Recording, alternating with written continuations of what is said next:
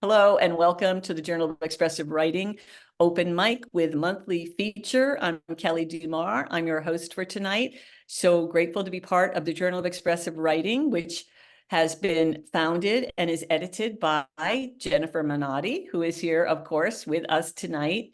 And I want to welcome Jen for you to say hello and say a couple of words to our audience. Hi, everybody. Welcome tonight to our open mic with our featured author, Sarah Birnbach. I had the real privilege to read Sarah's book when it came out, and it's just one of my favorites. So I'm just really excited for you to hear her read from her book tonight. And thank you to all the other readers who will be reading tonight, and to Kelly for hosting, and for all of our audience members. Thank you, Jen. We wouldn't be here without this amazing journal. And one of the other things that you will notice that Jen does in the chat room is if somebody is reading in the open mic and they've had work published in the Journal of Expressive Writing, she'll post a link to that person's writing. I just want to remind you about one thing about our open mic.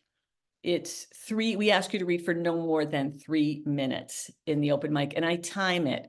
And if you go over and don't seem to be really wrapping up, I will have to interrupt you. And please don't take it personally. It's not meant personally. It's just that we do try to stick to our commitment to 3-minute readers, and that brings us in usually by 30 every night. So that's just one thing to be thinking about. And the other thing that when we do the open mic, what I'll be doing is sort of announcing the first 3 names on the list. What you should do is, if you're the next person to share, if your name is up and it's your turn, unmute yourself and wave at me, and I will find you and give you a spotlight.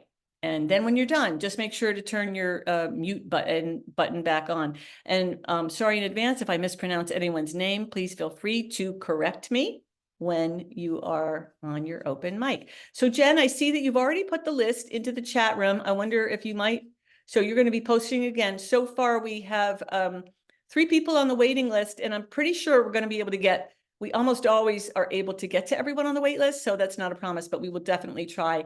And just so you know, it looks like Vicky Graff is going to be our first reader. But first, I'm going to do something I always do at the beginning of our meetings, is to read a short poem by another poet to sort of welcome us into this community of listeners and expressors and feelers and thinkers that we are, and supporters of each other and of our writing lives and our reading lives.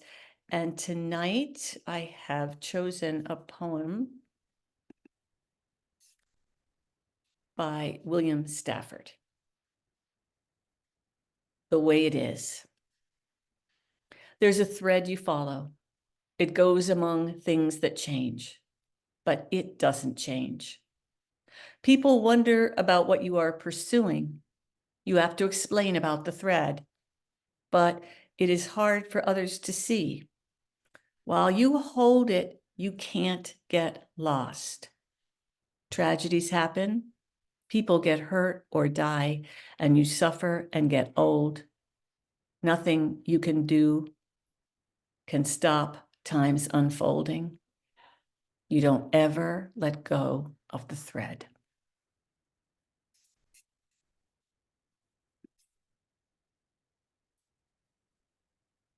William Stafford, The Way It Is. I am going to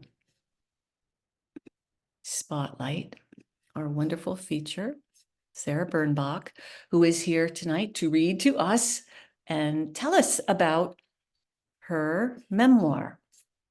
And I am going to introduce her by saying a few words, and then I will have you unmute and begin, Sarah.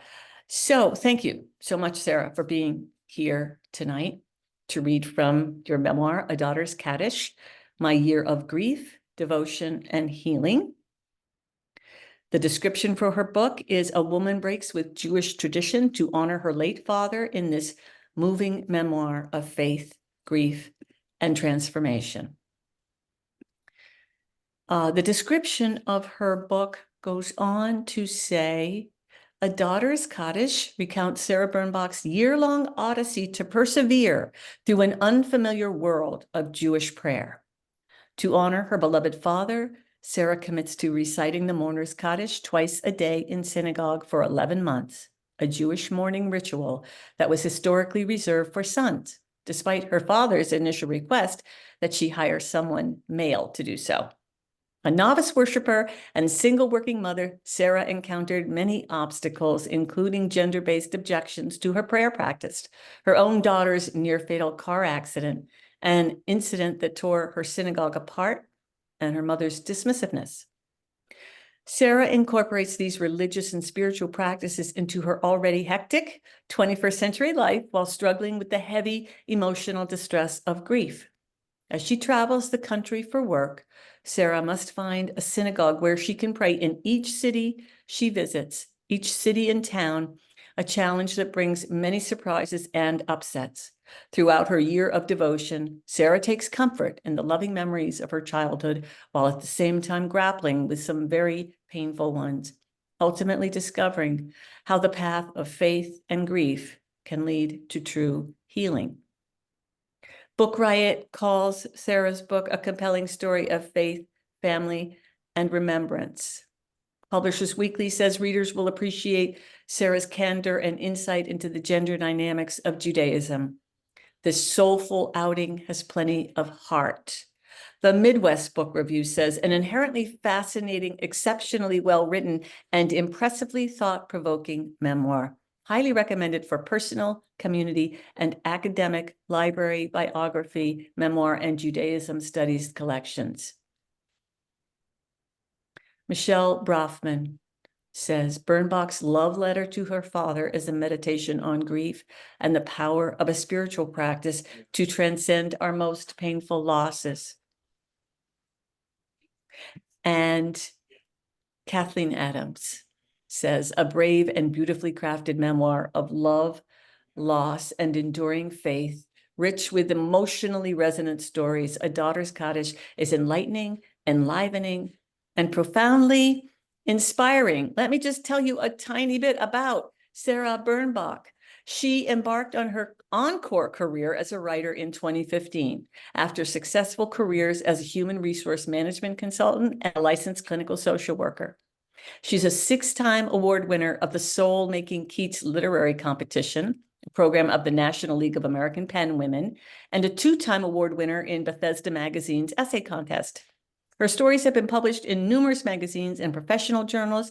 An active member of the Women's National Book Association, Sarah lives in Rockville, Maryland. Welcome, Sarah. We are really looking forward to hearing you read to us tonight, and thank you so much for being here. Thank you, Kelly and Jen, for inviting me to be here. It is truly a privilege. And before I start reading from my memoir, I just want to give a little bit of a context. Almost all religions and cultures are rich in rituals. They help us mark time, they help us structure our world, they help us connect with our history and that which is larger than ourselves. And some of you on this Zoom call may celebrate Christmas, you may celebrate Easter, some of you may celebrate Kwanzaa. In America, we gather to light fireworks on the 4th of July. We get together with friends and family to count our blessings at Thanksgiving. So we are familiar with the fact that there are rituals in every religion and culture, and Judaism is no different. My memoir is about a Jewish prayer practice that I undertook after my father died. And that is, and Kelly alluded to this, I chose to recite the mourner's Kaddish prayer in synagogue twice a day, every day, for 11 months. That is the traditional way in Judaism. Now, my father was not an observant Jew, but like many traditional Jews, he did believe that having the mourner's Kaddish recited for him twice a day, every day for 11 months in the presence of a minyan would elevate his soul to paradise. And so I wanted to honor that. So let me start by reading from my memoir and explaining what the Mourner's Kaddish is. The Mourner's Kaddish is a declaration of faith and a sanctification of God's name, and it has become the hallmark of bereavement for Jews around the globe. A 10-person quorum called a minyan is required to recite the Mourner's Kaddish, fulfilling God's commandment in Leviticus that an assembly must be present when the Almighty is sanctified.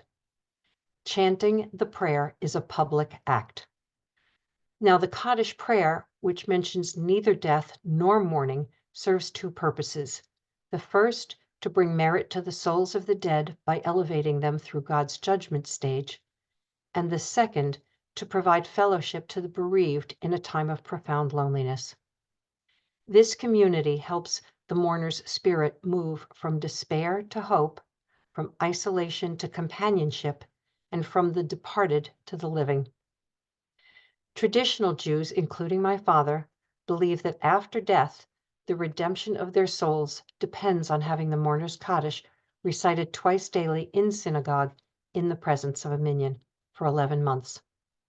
Doing this is one way to fulfill the fifth commandment, honor thy mother and father, and it shows God that the soul of the departed deserves a place in paradise. It is considered the ultimate sign of love and respect. Now, the traditional practice in a household with no sons was to hire a Kaddish, that is, a male to recite the Mourner's Kaddish for the prescribed 11 months. This obligation is traditionally fulfilled by sons, but the problem for my father, he had only daughters. In fact, after the birth of my two younger sisters, my father would often repeat the baseball idiom, 3 strikes, I'm out. That's to give you a little background about what the prayer is and the belief system behind it. Now, when my father first asked me to hire a man to say the Kaddish, he was actually grieving for the death of his own father, who had died a few days earlier of a massive heart attack. And when he first asked me to hire a male, I was so caught off guard, I said, sure, Dad. 23 years later, my dad was diagnosed with terminal cancer. And I thought to myself, I can't hire some stranger to recite the Kaddish for him. I wanted my father's blessing. Now, in retrospect, I was an adult. You could say, well, why did you need your father's blessing? But I felt that I did. And so in 1996, when he was celebrating his 72nd birthday, I flew to Florida and I decided that I would tell my father that I could no longer keep my promise. My father was watching his beloved golf on his very antiquated television set. And I went in and I said, Dad, I want to talk to you about something serious. Seeing my face, he sat up and immediately turned off the TV. I had his attention. What's up, sweetie? He angled his body toward me, his customary toothy smile replaced with a furrowed brow.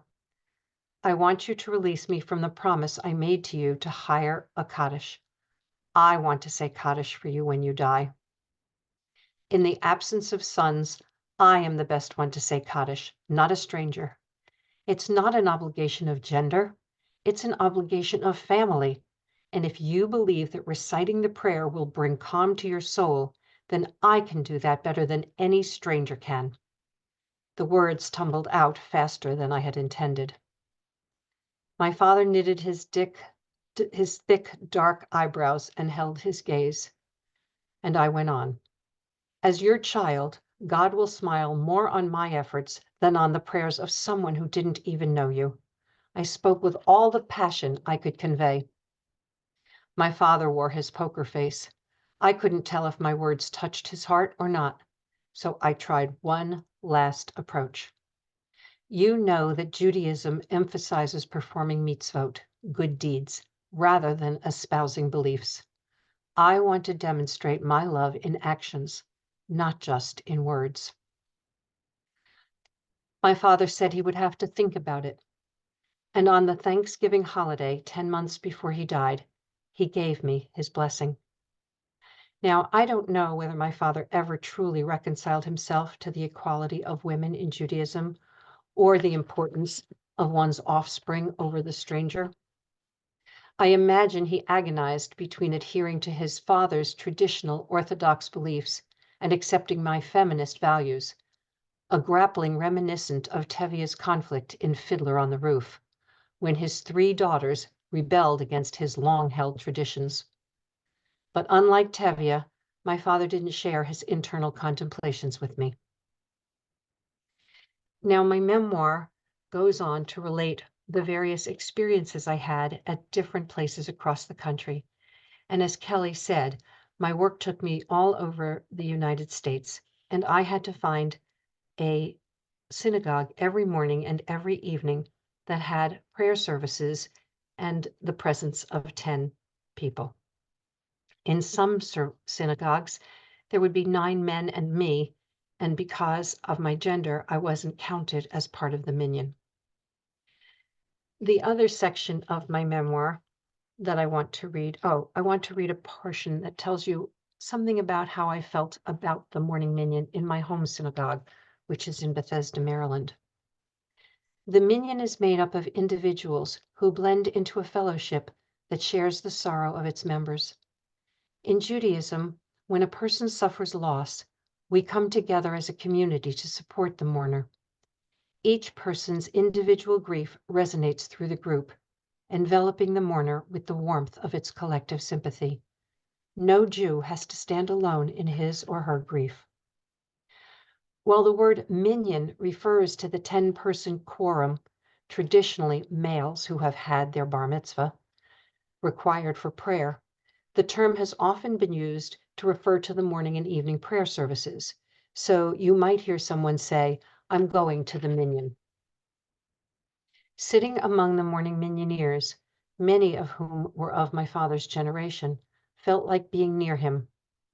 Surrounded by men whose faces had the same deep lines of time, whose hairlines had receded in the same way, who joked in a similar manner, and who pronounced the name of the Sabbath as Shabbos, the more traditional pronunciation, versus Shabbat, the more modern pronunciation, felt almost like being with Dad, blanketed in a big hug.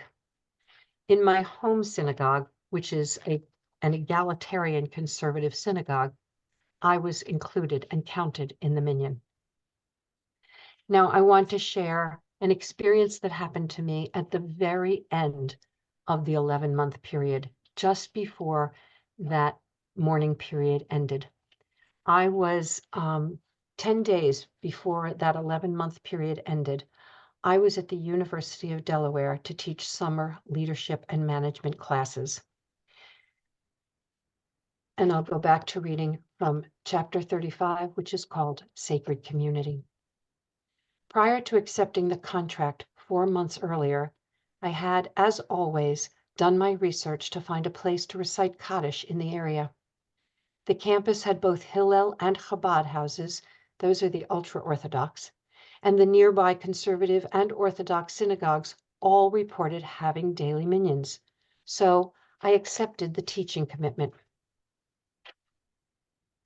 But once on site, I got a huge surprise. None of them had services during the summer. I was told there weren't enough people to make a minyan because people were away on vacation. I hadn't anticipated that prayer in synagogues, especially Orthodox synagogues, would be season dependent. Life was trumpeting its lesson that no matter how much effort I expended, and no matter how strong my determination, some things remained out of my control. But with my father's soul in abeyance, I didn't want to listen. In an act of desperation, I hung a note on the message board in the building lobby. Wanted, people to be part of a minyan, 7:15 a.m., classroom 123. The next morning, I got to my classroom in Clayton Hall at 7 a.m. I readied the room for my class, unpacked my borrowed prayer books, and waited, hardly taking my eyes off the door. A gentleman arrived and introduced himself.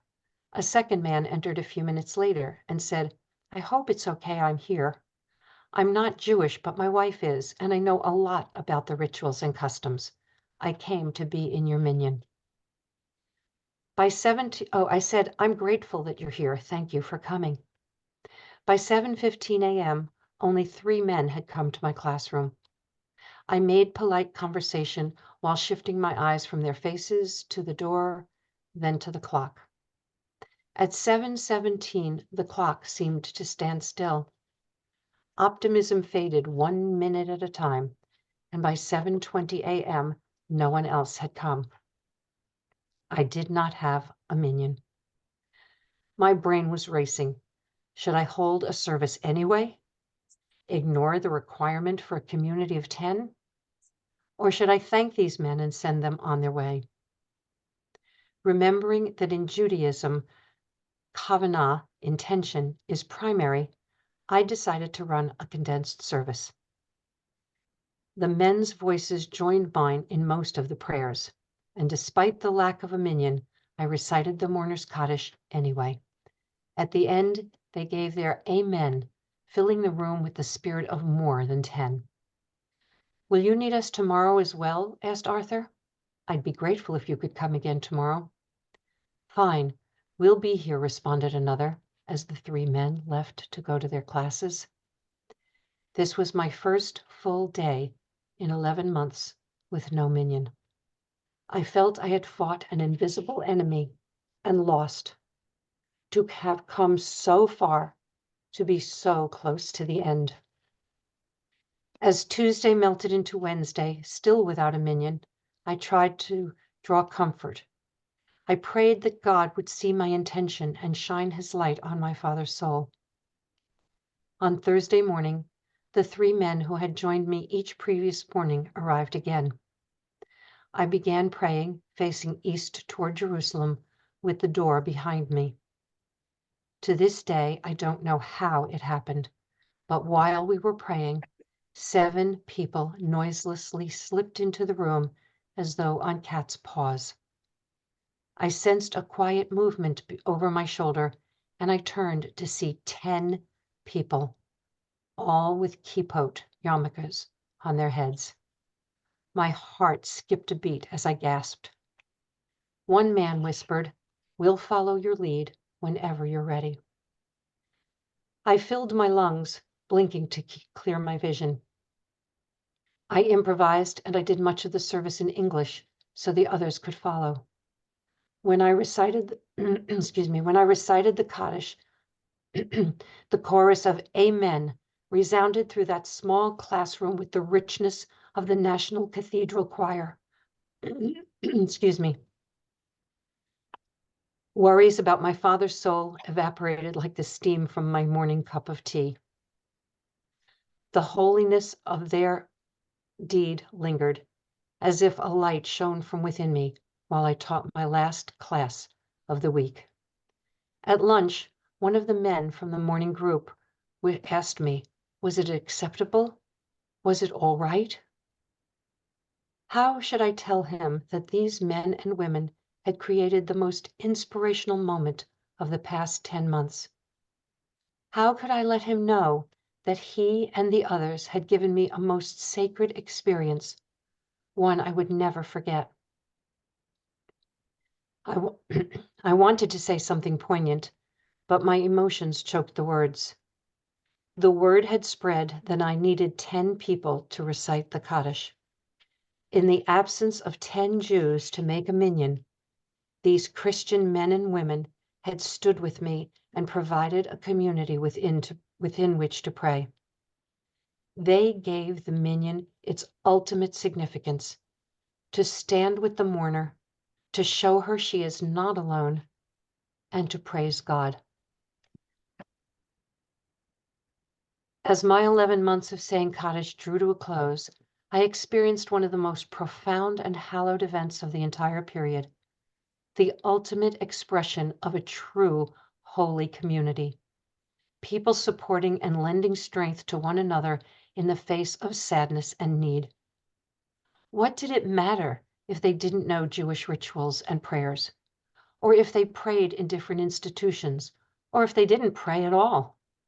They had performed a sacred act. After 3 consecutive days without a minyan, God reminded me of three very important lessons.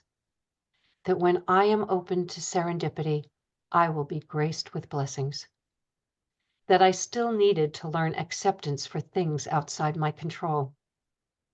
And most importantly, that although we have diverse religious views, our common humanity binds us. Thank you very much for listening. Wow, wonderful. Oh my goodness.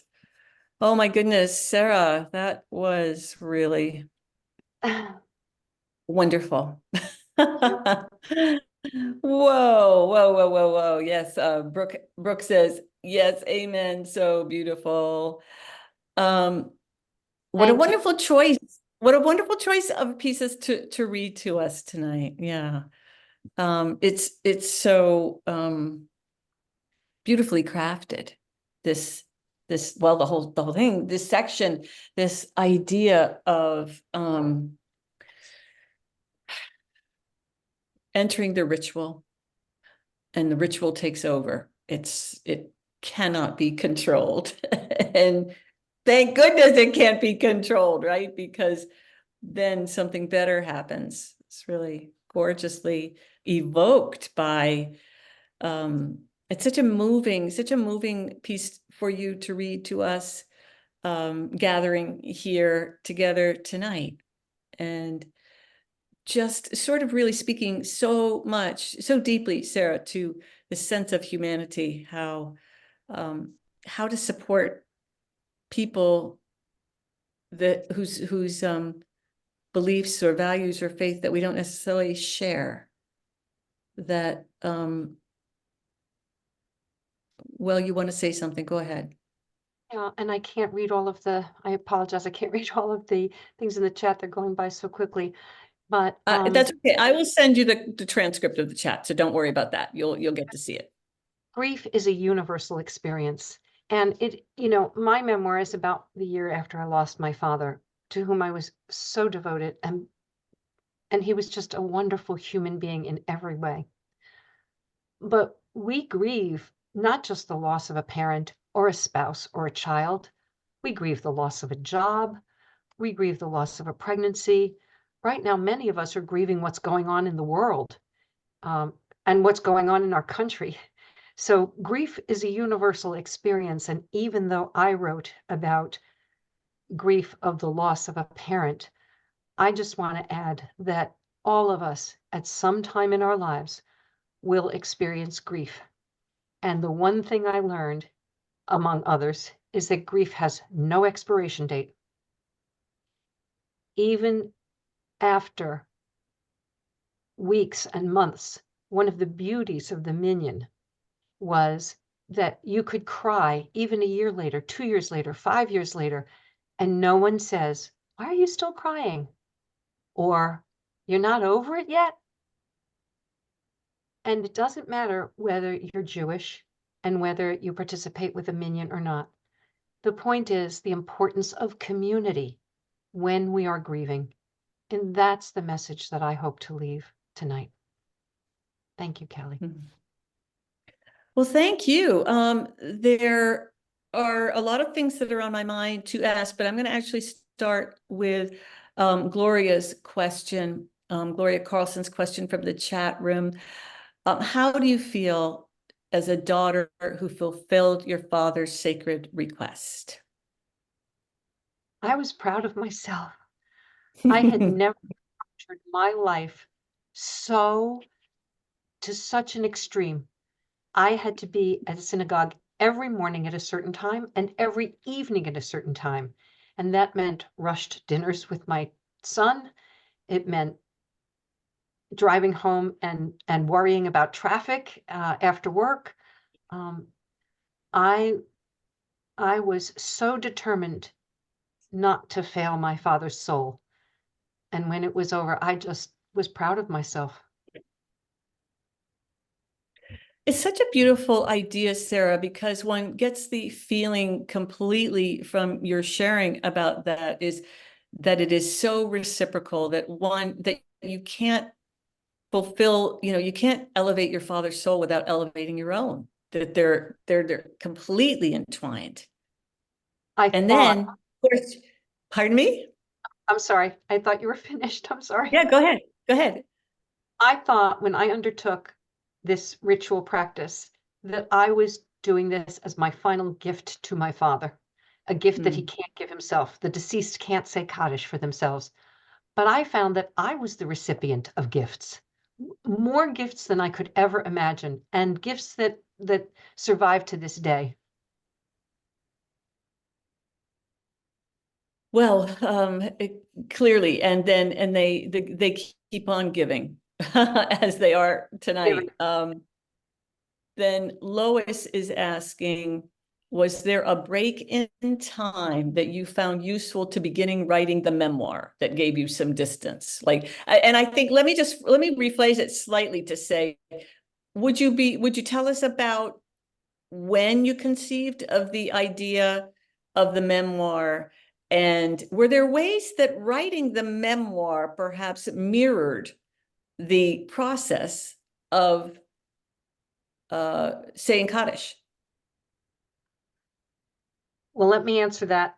I have been a journal writer all my life, and these are the 4 journals that I filled the year that I was reciting the Kaddish for my father, my year of mourning.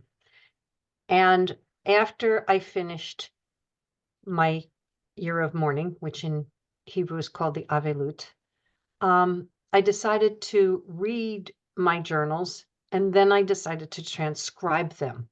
I don't know exactly when that was, maybe a year later, but I think it was Soren Kierkegaard who said, we live our life in the present, but when we can read our journals, we live it again, or we get a chance to live. I'm mutilating his words in this paraphrase, but we get to live our lives again. So the first thing I did was transcribe my journals. And I was taking writing classes, and I was submitting sections from my journals in my writing classes because we were workshopped. And the writing instructor said, why don't you consider making these into a memoir? And I think that was, I don't know, about 2011 or 2012, 2010, something like that. And the thought had never occurred to me before, but then I started using my journals to inform the writing of the memoir. So I hope that answers the question. So Yeah, my writing process. really. So the journal writing is foundational, this Mhm. way of paying attention, not for the purpose of writing a book about it, but for the process that you've virtually always employed in terms of how you pay attention to your day and your self-reflection and all your thoughts and everything that a diarist or a journalist is doing. And so, or journal writer. So you didn't plan it. And then, so I'm really struck by the level of commitment that it's an act of, it's like, okay, I'm going to do this thing for 11 months. And it's going to involve a lot. It's going to really need to be a priority. And I can only imagine that when we set off on a quest like that, a journey like that, we're optimistic and we're hopeful. We're probably slightly intimidated or fearful, but then we encounter these obstacles. As you said, there were really some significant obstacles that you've encountered in the process of performing the ritual. And I wonder if you might talk a little bit, because we're writers, we're mostly writers here. A lot of us are writers here. I'd love to hear a little bit about your own process of meeting resistance with the memoir and the process of going from first draft to publication. And I think that's sort of what I'm asking, is that were there times when you wanted to give up? Were there times when you heard the imposter's voice? Well, this isn't really going to be get published, or I don't know what your experience. I'd love to hear your experience about the actual writing and publication of the book. Once I started writing it, I don't think I ever had I'm trying to think, and I want to be honest, but I don't think I had qualms or reservations. You had said in my introduction that I won the Keats Keats literary competition 5 times, and each time was a section of my memoir, of what is now my memoir. Each win was an essay that has since become part of the memoir. So I was encouraged, and Talking Writing Magazine picked up a section or an essay that is part of the memoir. So I was getting published. Sections of what is now the memoir were getting published. So I felt optimistic about it. And I tried to apply the same sense of determination to the writing and the publication process as I did to reciting the Kaddish. I hope that answered your question. Yes, it does. And how lovely to hear that it felt like the there was a call for your Yeah. book. It's kind of what I'm hearing. I felt that. Yes, I felt that. And the more And others encouragement I got, people were encouraging me to put this out, and so I just kept at it. I just kept at it. yes, yes, and there's somebody in here talking about, sorry, somebody in the chat room mentioned how desperate we are as, yes, okay, Valerie is saying it makes sense that a ritual honoring death, especially over a long period of time, gives gifts to the mourners, so much time for reflection as well as interaction with community. We desperately need death and grief rituals in modern American culture. Amen. Thank you, Valerie, beautifully said. And so I guess what I'm hearing is that in some ways, you that's where there was the call. People really need and want to hear what you have to say about grief and this ritual and your practice of it. There is another question here, but go ahead. While you're looking for the question, I want to say I decided to publish this memoir for a few reasons. Number one, I wanted to inspire people to reach out to mourners, even after the wake, after the funeral, after the Shiva, no matter what religious observance it is. Grief is not linear, and grief has no expiration date. So I wanted people to understand that grief lives on, and that people who have a loss, no matter what kind of loss it is, they need a community, they need support.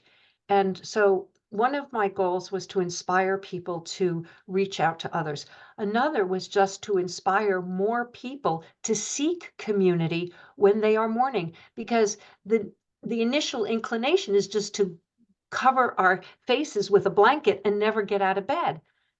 But reaching out to community gives you so many blessings, and it's hard to do when you're grieving. It's hard to put yourself out there. So I wanted to inspire people in those ways. So thank you for that.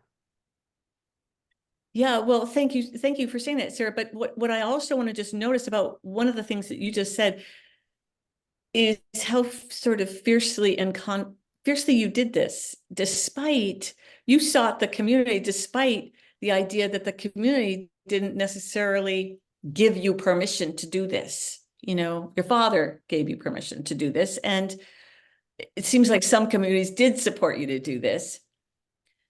Yes, some but did. This was a bit of a renegade act. Yes. Yes. Yep. Especially my father's father was Orthodox. And when, I was of the age to go to religious school, my dad was contemplating sending me, and my grandfather said to him, "Girls don't need a religious education, send them to ballet."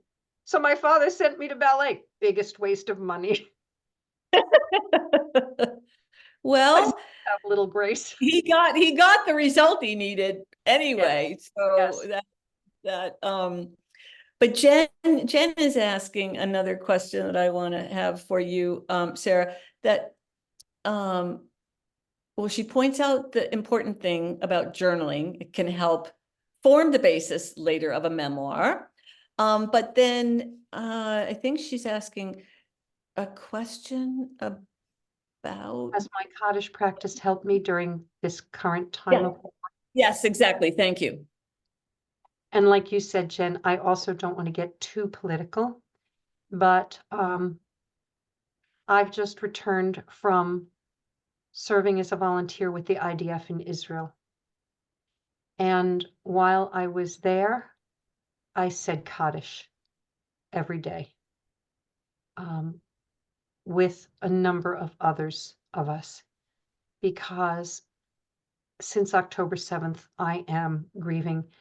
And it doesn't matter whether you're grieving for the Palestinian people who are innocent and hungry and losing their homes, or whether you're grieving for the hostages in Israel. I think so many of us are grieving. There's war in the Ukraine, there's war in the Middle East, there's anti-Semitism here at home.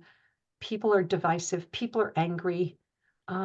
So yes, I turned back to my prayer practice when I was there, and I have resumed attending the morning minyan once a week, on one of the days that the Torah is opened.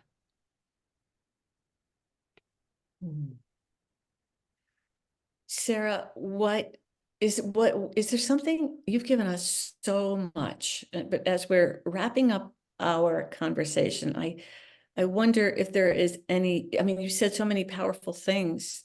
Is there anything else powerful or not that you want to say to us before we move on to the other powerful readings that others are going to give? Where can people experience more of what you have to offer, what you have to say? Well, I have a number of author events coming up. Many of them are on Zoom. They're listed on my website. People can follow me on my Facebook page, which is Sarah Sheila Birnbach. People can read my memoir. People can reach out to me. And I guess if I were to make a closing comment, it would be, I hope that you never have to experience grief. But if and when you do, and I say when, I hope that you have a community that is as supportive to you as the Minyan has been to me when I grieved the loss of my father. Thank you, Sarah. I do Thank want to urge readers or listeners here to buy your book, and Jen has very helpfully put all the links into the chat room, and she was usually put them in more than once, but Sarah's website is there as a hyperlink, and the book is there as a hyperlink. And you know, you didn't come here tonight to give us a, yeah, thank you. Thanks for holding that up. Yeah, beautiful. I'm glad you did. You didn't come here tonight. Look, I guess what I'm trying to say is what you brought here tonight was your true whole emotional self. And I just want to say I appreciate that, because you have been really open and vulnerable and honest and authentic with us. And that's very, very special. This is takes courage to talk about grief. Obviously you have it and you use it. And we could talk so much more tonight, but please take a moment and look in the chat room. But I will make sure you get a copy of the transcript, so you don't have to worry about that. And wow, take a breath, relax, and we'll check in with you again if you need to leave to go get a drink of water or something. Whatever you need to do, Sarah, you've really been here for us, and I thank you for that. And we will see you and touch base with you again at the end of the evening. Okay. Now it is time for me to turn off the recording. So I just want to do that.